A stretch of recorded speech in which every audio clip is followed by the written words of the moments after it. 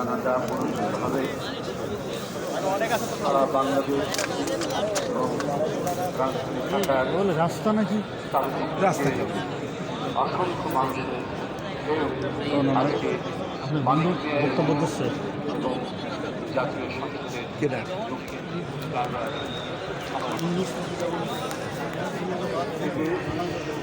সকল শোকে সংকটে যিনি মাতৃত্বের ছায়া দিয়ে হুমকিও দেওয়া হয়েছিল এই দেশ থেকে চলে যাওয়া, কিন্তু মৃত্তিকা এবং মানুষের প্রতি তার যে অঙ্গীকার, তার যে দৃঢ় অঙ্গীকার, এই অঙ্গীকার রাখেন তিনি কোনো হুমকিকেই আমলে না নিয়ে এটা হচ্ছে যে রিজবি মনে হচ্ছে।